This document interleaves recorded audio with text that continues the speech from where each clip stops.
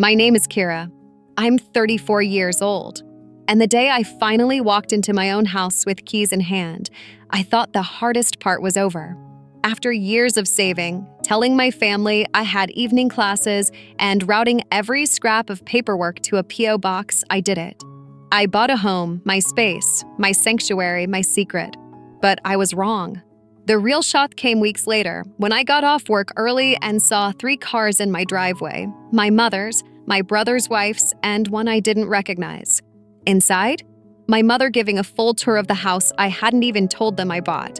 She bragged about the crown molding, criticized my kitchen, and told her friend what colors I should use in the dining room.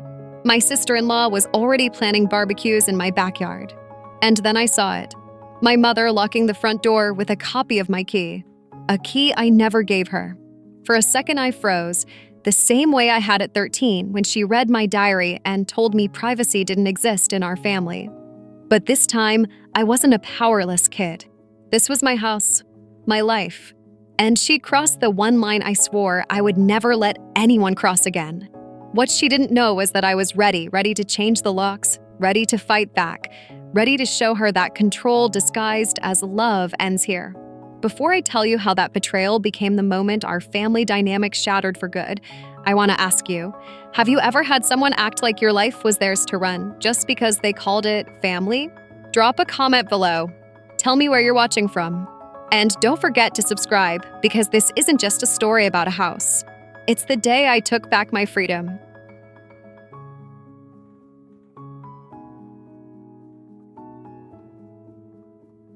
My mother, Valerie, always said family didn't need boundaries. She believed love meant knowing everything, and in her world, privacy was a weakness. From the time I was little, my mom was everywhere, reading my diary, opening my mail, listening on the other line. She thought it was care. To me, it felt like living under a microscope. When I was 13, I came home and found her sitting on my bed with my diary in her lap.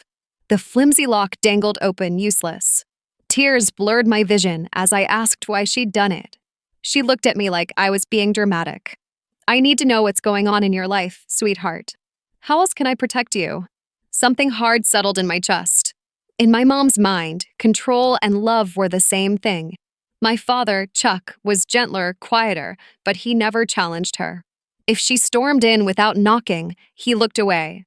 If she interrogated me about friends like an investigator, he stayed silent. His silence was its own agreement.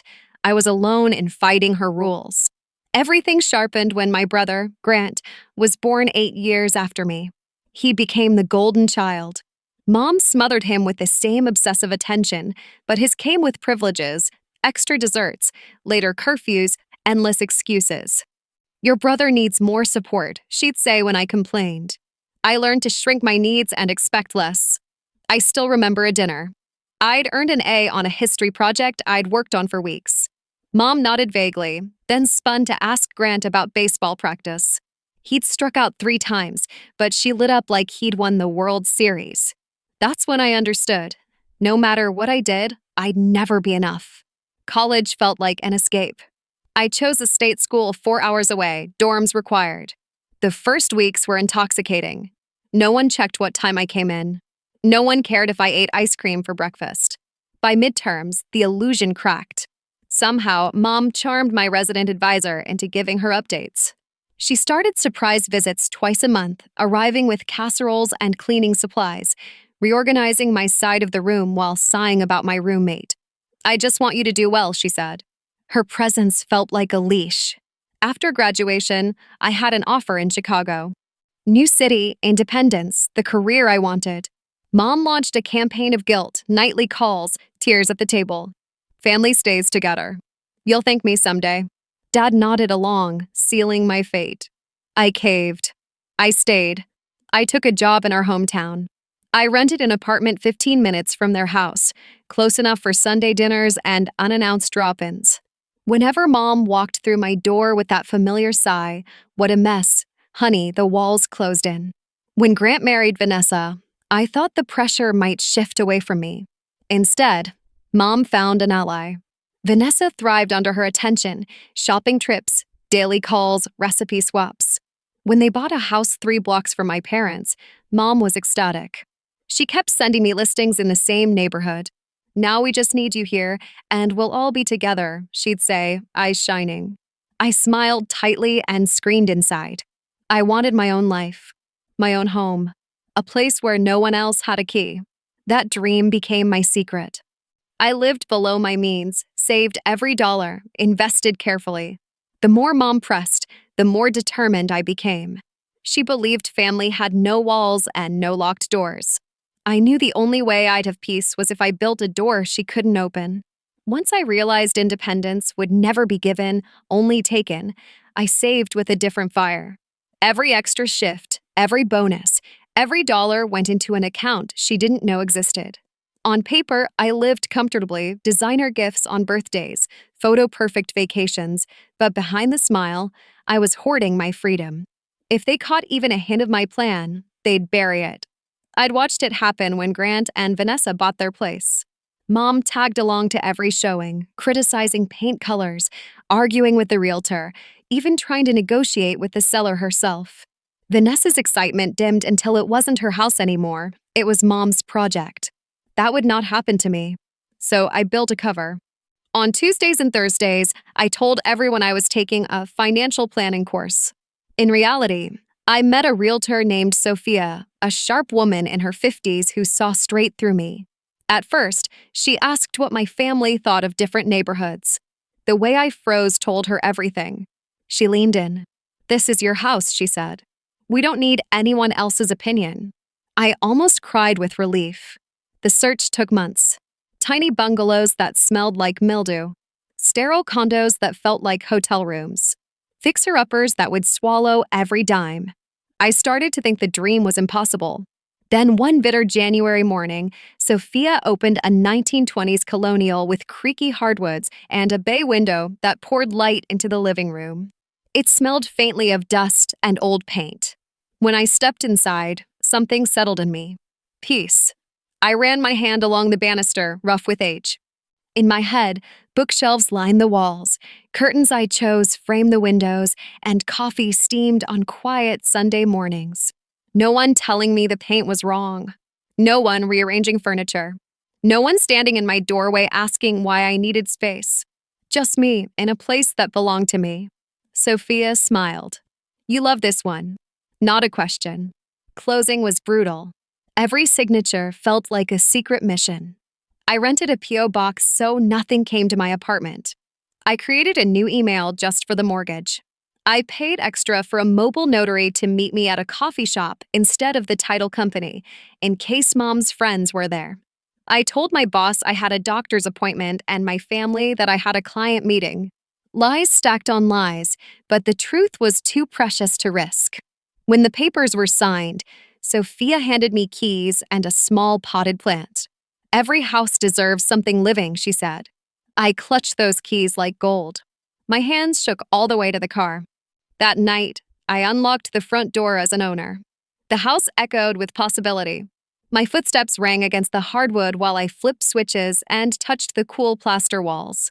Under the chandelier in the dining room, I whispered, "This is mine. No one could take this from me."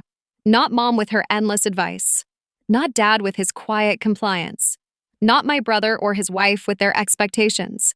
This house proved I could build outside their control. I moved ritual slow. Cross-legged on the living room floor with takeout pizza and a plastic cup of cheap wine. It tasted like freedom. Later, I lay on the carpet and stared at the ceiling. The silence felt holy. No footsteps in the hall. No voice asking who I was texting. No throat clearing to keep the peace. Only my own breathing. I knew it couldn't stay secret forever. Eventually, I'd tell them. I imagined a reveal dinner, candles lit, everything perfectly in place. They'd walk in and realize I'd done something enormous without their input. Maybe they'd respect me, but deep down, I knew that was a fantasy. If Mom had taught me anything, it was that boundaries meant nothing to her. If she found out before I was ready, she'd walk in like it had always been hers. So I locked every door with a satisfaction I'd never felt. The keys jingled in my pocket, heavy and real.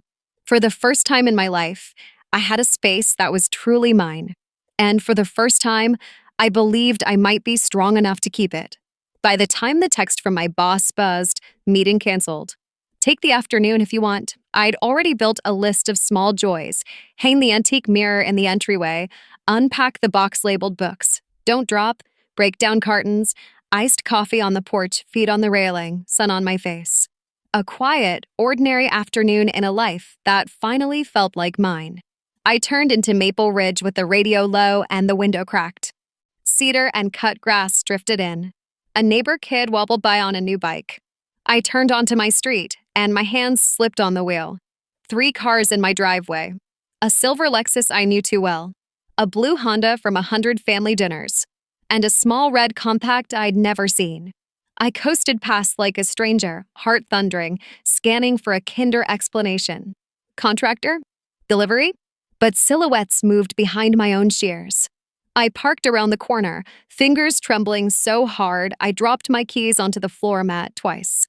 When I finally locked the car, I slipped along the hydrangeas like a burglar on my own property. Voices floated from the cracked dining room window, careless, comfortable, certain.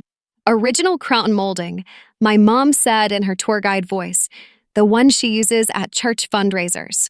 You don't often get this intact from this era. A bright, practiced voice answered, it'll be gorgeous in deep navy. Maybe raised panels. Brass picture lights above the buildings. I didn't know her then, but I would. Sloan, the friend who arrives in other people's lives with a measuring tape and a plan. Then Vanessa, my brother's wife, chirped, the kitchen is cute, but dated. Those cabinets have to go. Grant will set the grill on the back patio right there. Oh, imagine Sunday barbecue nights. I flattened into the siding, palms cooling on the paint. They were walking through my house like a showroom, touching, pointing, assigning. No one sounded surprised to be there. No one sounded guilty. They drifted toward the kitchen. I scuttled to the side window near the sink, holding my breath. Laminate, Sloan said, tapping my counter. We'll rip and replace. Stone. Something light. Open the uppers, airy is the move. Chuck and I are thinking of giving her some money to do it properly, my mom replied. It's not really functional for entertaining. My jaw clicked. Entertaining. Not cooking for myself at midnight. Not standing barefoot in the dark listening to the refrigerator hum. Not eating pizza on the empty floor because freedom tastes better that way. Entertaining. My kitchen, reduced to a stage for her image. Floorboards creaked overhead. They were upstairs. I cut around to the backyard and stood beneath the oak that roofs my small patch of grass. Through the bathroom transom, their voices thinned, then sharpened in the main bedroom. The light is brutal in the morning, Mom said. She needs heavy drapes. Burgundy would be sophisticated. How much did she pay? Sloan asked, casual as weather. Just under $300, Mom answered without a hitch. She had a decent down payment, but the realtor oversold this neighborhood. The words hit like a slap. Not just the number, my number, spilled to a stranger. The certainty in her mouth, the way she owned the facts of my life as if they belonged to her because I belonged to her. My stomach flipped. My hand shook. I tasted metal. They migrated to the back door, talking patio furniture and when you and Grant start your family. I pressed my shoulder to the oak and stayed there, invisible and burning, while they toured every room, plotted every change, scheduled my summer without me. They were in my house for almost an hour. When the front door opened, I peered around the porch column. Mom stepped out first, adjusting her blazer. Sloan beside her. Vanessa bubbling about string lights. They laughed softly, victory light. Then Mom pulled something from her bag. My key. Not a spare I entrusted. Not a set I handed over, just in case. My key, the shape I know by touch in every pocket, gleaming between her fingers. She slid it into the lock and turned it, effortless. Click. The exact sound of 13, a diary snapping open. The exact sound of ribs tightening around the words family doesn't keep secrets. They drifted to their cars, never checking the yard, never glancing down the street. The red compact pulled out first, then the Honda. Mom's Lexus lingered.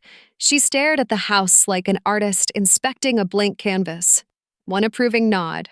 She backed out. I stood motionless until the street went still. Only then did I climb my steps on shaking legs and slip my key into my lock. My lock, which suddenly felt like a joke. Inside, the air still wore Mom's perfume, floral, cloying, memory-laced. A throw pillow had been adjusted to the proper angle. My book lay in a neat stack I hadn't made. A candle migrated to the mantel, centered. My home had been tidied, edited, corrected. Something older than anger rose. Not heat, cold. A clean, sharp cold that made my next decisions precise. I dialed a locksmith. He arrived inside the hour. 20s, baseball cap, toolbox, quiet confidence. Diego, he said, with a smile that said he'd seen stranger afternoons. Bad neighbors, he asked, kneeling at the deadbolt. Complicated relatives, I said. Like that explained everything. We'll change it all.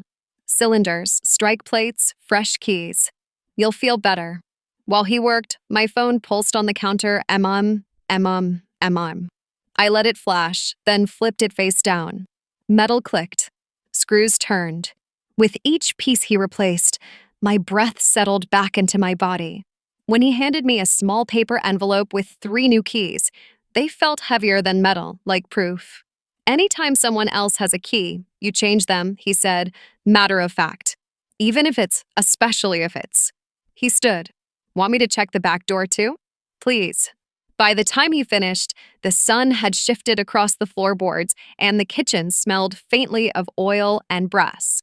I paid him no haggling, no hesitation, a tip that made him blink. You'll sleep better, he promised. As soon as the door shut, the phone rang again. I watched the screen jump. I didn't want to answer. I also wanted to be the kind of woman who answers her own phone in her own house, unafraid. I swiped. Hello. Why doesn't my key work? Mom's voice was flat steel. I changed the locks, I said. A beat. You what? I changed my locks, I repeated, evenly. Do you want to explain how you had a key to my house in the first place? You're being ridiculous, she said, shifting into the tone that polishes her guilt. We're family. Family doesn't need permission. Family asks, I said. Family respects. I was worried about you. You've been so secretive. When I saw the envelope from the title company, you took my mail, I said, and felt the word took land with the correct weight. I opened it to make sure you weren't in trouble, she snapped. I wanted to help. Sloan has an eye for these things. The kitchen is a hazard. My kitchen is mine, I said. And my house is mine. You walked in without permission, brought people I don't know, and discussed what to change like I wasn't real. That won't happen again. You are ungrateful, she said softly, the blade wrapped in velvet. After everything I've done for you. I closed my eyes and saw 13-year-old me sobbing while she read the worst parts out loud and called it protection. I'm not ungrateful, I said. I'm an adult. You don't get to own my life in exchange for calling it love. Her breath hissed. I am your mother. And I am the owner of this house, I said, suddenly calm. You don't have a key. You don't have my permission. From now on, you text first. You come only if I say yes. If you show up uninvited, I will not open the door. Silence stretched so long I thought the call dropped. Then, low and dangerous. You will regret this.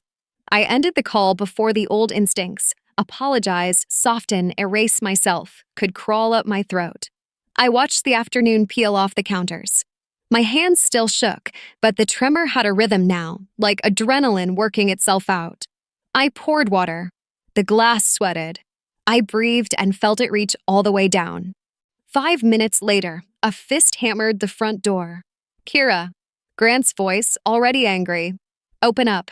I set the glass down, crossed the living room, and slid the chain into place with a satisfying click I'd never noticed before today. I opened the door 3 inches.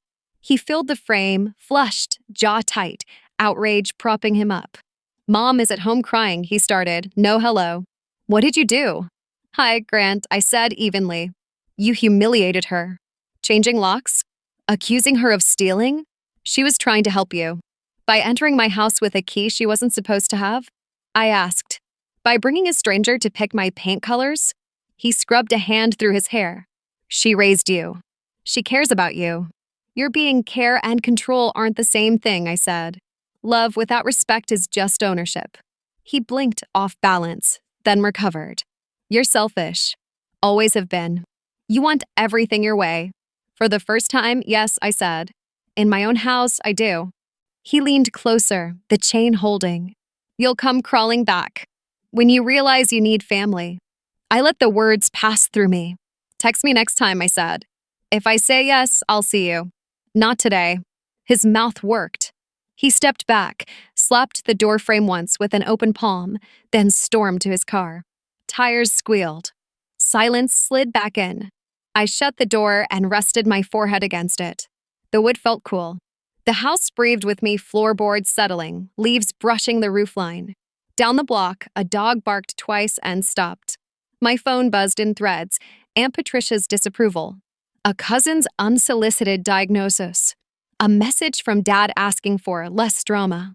The machine had spun up. The narrative wrote itself without me. I was the problem. I'd hurt my mom. I'd overreacted. I let messages stack unread. I wasn't walking into that room again. Not tonight. Instead, I opened a note and wrote 3 bullet points like promises. Replace locks done. Install cameras tomorrow. Document everything, starting now. I photographed the pillow, the book, the candle, small proofs only I would ever need. I photographed the doorway, the new locks, the receipt from Diego with the timestamp. Evidence not for court, but for the softer, slipperier courtroom where families rewrite what happened. Then I did the most radical thing of my day. I ate leftovers on the living room floor in peace. No commentary, no corrections, no permission needed. At dusk, I walked room to room, checking windows, testing latches, clicking locks. The house made a gentle chorus of compliance. At the front door, I stared at the deadbolt. I imagined encasing Mom's stolen key in clear resin and setting it on the entry shelf with a tiny brass plaque, retired. Maybe I will. Maybe that's theatrical. Tonight, the symbol is enough. Metal turned by my hand alone. Upstairs, I brushed my teeth and shut off the bathroom light. In the bedroom, evening went blush, then lavender. The walls I painted breathed a quiet I didn't know you could buy. I pulled the shade and laughed once softly at the idea of burgundy drapes. I lay back and counted heartbeats until they slowed. Tomorrow, the fallout would keep coming. The group chat would churn.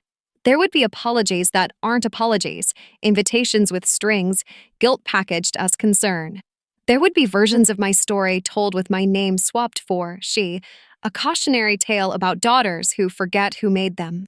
But also tomorrow, a security company would mount a small doorbell camera in the brick, motion lights would blink awake over the side gate, and my phone would chime whenever my porch held anything more than air.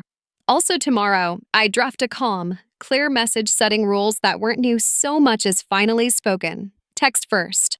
Wait for yes. No more keys you didn't ask for. For the first time all day, my body believed me. This house would not be the next stage where my mom performed the benevolent architect while I played the grateful prop. It would not be therapy for anyone's control issues. It would not be a community center for unannounced barbecues. It was a home, with a perimeter and a heartbeat and a single owner. I listened to my street soft noises, crickets starting up, a last car gliding by, the neighbor's screen door tapping shut. My anger cooled into something sturdier, resolve layered thick as paint. Let them call me selfish. Let them rehearse their lines. Tomorrow I'd answer on my terms. Tomorrow I'd be the woman who doesn't explain a locked door. Tonight, I slept behind the first boundary I ever enforced and refused to apologize for. The invasion ended at the threshold. The counterstrike had already begun. Morning didn't bring peace. It brought a siren.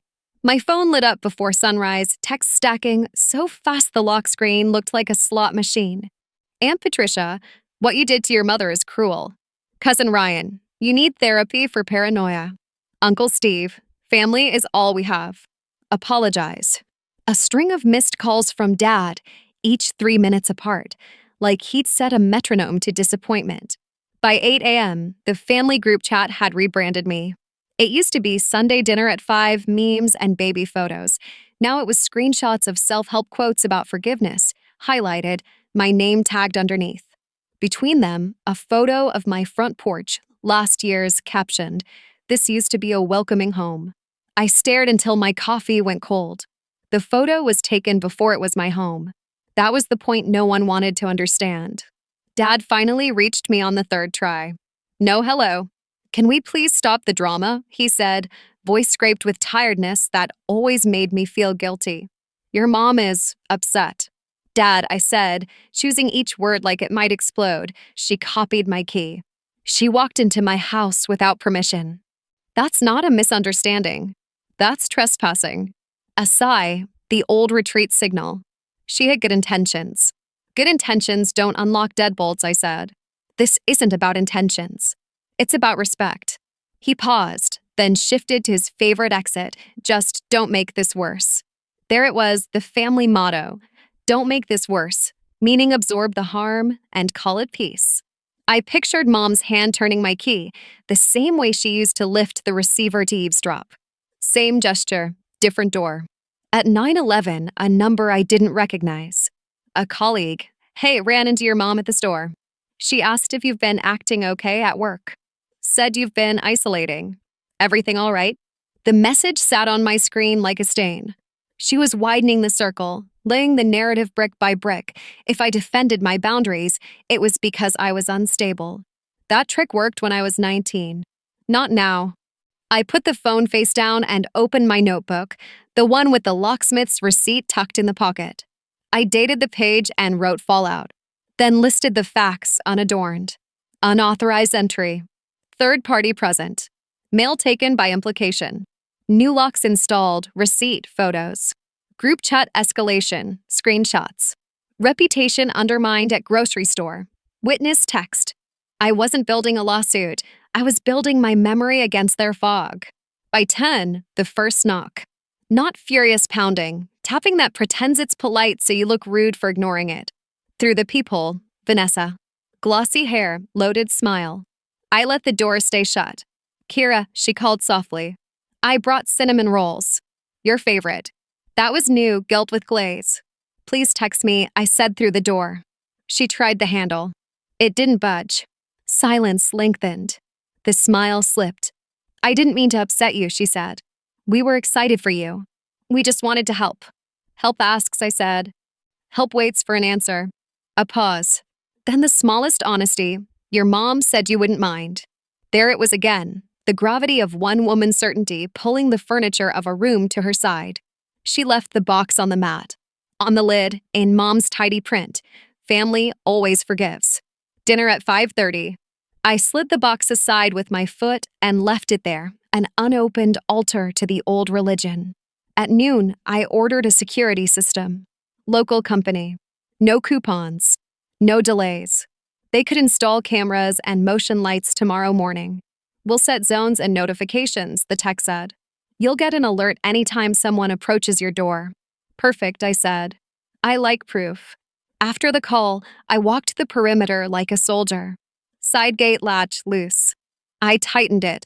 Back door solid, new bolt gleaming. Front porch light burned out. I changed the bulb. The fixture hummed awake, a small sun over my threshold. I wasn't playing pretend. I was reinforcing a border. Mid-afternoon, Dad texted a compromise borrowed from a middle manager's manual. We'll respect your wishes if you apologize for the accusations. The scare quotes hardened me more than any insult. I typed and deleted twice, then sent 3 words, I won't apologize. I set the phone down and let my fingers shake it out. I made tea. I cleaned the kitchen, my kitchen slowly. Wiped the laminate Mom called a hazard, ran hot water until steam fogged the window. Penance of a different kind, not for the crime they accused me of, but for the years I believed invisibility was safety. At 4, Grant tried again, by text. Mom is sick to her stomach. Says her heart is racing. This is on you. Guilt cracked my sternum for a second. Then I remembered the bathroom transom and her voice assigning burgundy drapes to a life she didn't live. I answered simply, if she needs medical care, take her. I won't be manipulated. No response. Just a read receipt, the modern version of a door slammed in your face. The quiet between 5 and 7 was a trap. I felt myself listening for the next blow, like you flinch before thunder when lightning already struck. Instead of waiting, I sat at the table and drafted rules. Clear. Calm. Adult. Boundaries for visiting my home. 1. Text in advance. Wait for an explicit yes. 2. No uninvited guests ever. 3. No keys unless I hand them to you in person with conditions in writing. 4. No discussing my private life with extended family, neighbors, or colleagues. 5. Violations mean the door does not open. Repeat violations mean no access at all. I printed 2 copies and tucked them into envelopes. Not threats, terms. At 8:30, the doorbell rang. The old one still sound, still mine, gave a single, dignified ding. Through the peephole, Dad stood on the porch, hands in pockets, shoulders rounded the way men's shoulders round after decades trying to be a soft place between hard people. Tired, but not angry. I unlatched the chain and opened the door halfway. "Hi," he said. For a moment, we were a normal father and daughter exchanging a nightly hello on a safe street. "Hi," I said. "You came without texting." He glanced down, chastened in a way that surprised me. "I thought you wouldn't answer if I did." "That's not how the rule works," I said. "That's the opposite." He exhaled. "Your mother asked me to talk to you. She's heartbroken." "I'm sure," I said. "But she's not heartbroken because she trespassed. She's heartbroken because I stopped letting her." He flinched like I'd thrown something. "She loves you." "We both do." "Then love me enough to let me own my life," I said. "To own this doorway." He looked past me into the hall, as if the unseen foyer could cue his lines. I handed him 1 envelope. "What's this?" "House rules," I said. "If you want to come in, you agree. If you don't, that's okay. We'll talk on the phone. But the door stays closed." He turned the envelope like it might hatch. "You're serious." "I'm done being unclear," I said. We stood in the cool evening, moths testing the porch light, the street sinking into a soft blue hush. Finally, he said, "I can work with rules." I nodded once. "Thank you." "And your mother?" He asked carefully, the way you ask about a storm you hope will miss your house. "Her signature goes on the paper if she wants to enter," I said. "No more surprises. No more keys I didn't hand her." He swallowed. "She won't like that." "She doesn't have to like it," I said. "She has to respect it." He tucked the envelope into his jacket as if it might burn through the lining. "I'll try," he said. "I can't promise for her." "I know," I said. "That's been the problem my whole life." He looked up and, for a flicker, I saw something almost like pride confused and small, but there. "You've changed." "No," I said. I finally said it out loud. He stepped back. "Good night, Kira." "Good night, Dad."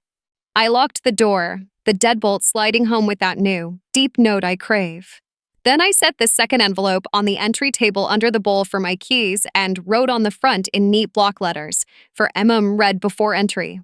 I pictured her hand on the knob, the camera lens tomorrow capturing the moment, the message I'd send after. "Please read and sign the attached before any visit." Not a plea, a policy. The house exhaled around me. I let the quiet seep into my bones. Before bed, I stood at the window and stared at my small square of street. Porch lights blinked on one by one. Somewhere, a television laughed. My phone buzzed once more. A long paragraph from an aunt about forgiveness, ending with "You'll regret pushing everyone away." I typed, "I'm not pushing anyone away. I'm opening the door to people who knock." Send. Then I slid the phone to do not disturb, turned off the lamp, and let the dark stitch me back together. The war I'd spent my life avoiding had finally come. The army at my gates had the faces of people I loved. But I had something I'd never had: walls I chose, locks I owned, rules in my hand. Let them call me selfish. Let them call me cold. I was neither. I was clear. Tomorrow, the cameras would go up. Tomorrow, the porch would have an eye, and my history would have timestamps. Tomorrow, I'd start drafting a calmer, firmer letter, no heat, just facts, about mail theft and boundaries and what happens next if those lines are crossed. Tonight, I slept with my new keys on the nightstand, their metal weight a small, honest moon, and dreamed not of apologies, but of doors that open when I say so and stay closed when I don't.